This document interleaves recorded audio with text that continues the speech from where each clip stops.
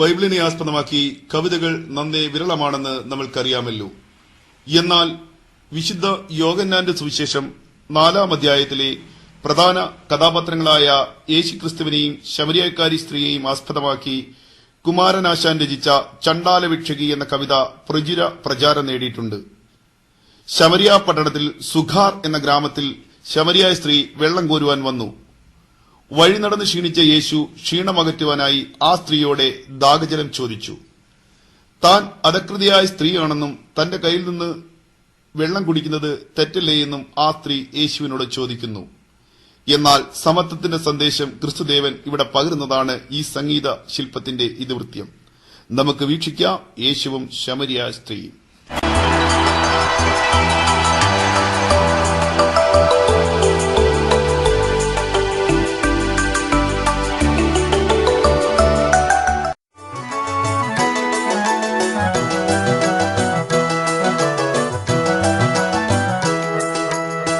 നട്ടുച്ച നേരത്ത് കിണറിന്റെ തീരത്ത് വെള്ളത്തിനായി ഞാൻ കാത്തിരിപ്പു.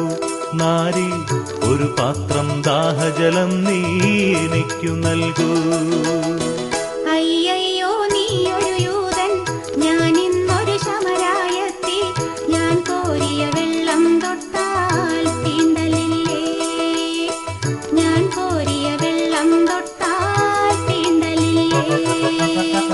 അറിയുന്നില്ലേതും നീ എന്നോടു നീ ചോദിച്ചാൽ ജീവന്റെ ജലം കോരിത്തരുമല്ലോ ഞാൻ.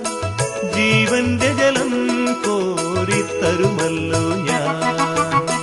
കയറില്ല പാളയമില്ല, നീ എങ്ങനെ വെള്ളം കോരും? ജീവന്റെ ജലം പിന്നെ എങ്ങനെ കിട്ടും? ജീവന്റെ ജലം പിന്നെ എങ്ങനെ കിട്ടും? ഞാൻ നൽകും നിത്യജലം നീ വിശ്വാസമിയെന്നു കുടിച്ചാൽ നാരി നിനക്കൊരു നാളും ദാഹിക്കില്ല. നാരി നിനക്കൊരു നാളും ദാഹിക്കില്ല. ആ ദിവ്യജലം നാഥ നൽകേണമെനിക്കൊരു പാത്രം. വീണ്ടും ഞാൻ വെള്ളം കോരാൻ പോരണ്ടല്ലോ. വീണ്ടും ഞാൻ വെള്ളം കോരാൻ പോരണ്ടല്ലോ. മഹിളെ നീ വീട്ടിൽ പോയി നിൻ കണവനെയും കൊണ്ടുവരൂ നീ.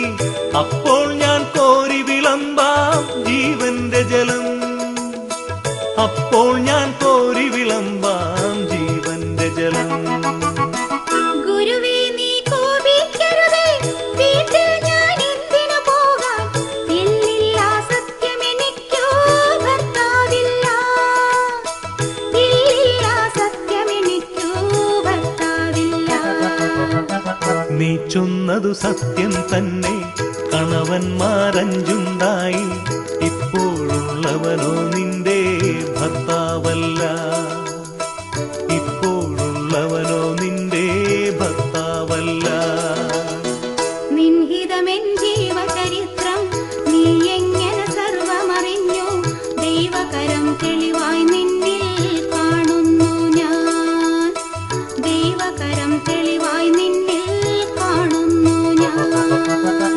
മകളെ നീ ശങ്കിക്കണ്ട, ദൈവത്തിൻ പുത്രൻ തന്നെ നിൻ മുന്നിൽ നിൽക്കുന്നു, നീ അറിഞ്ഞുകൊള്ളുക.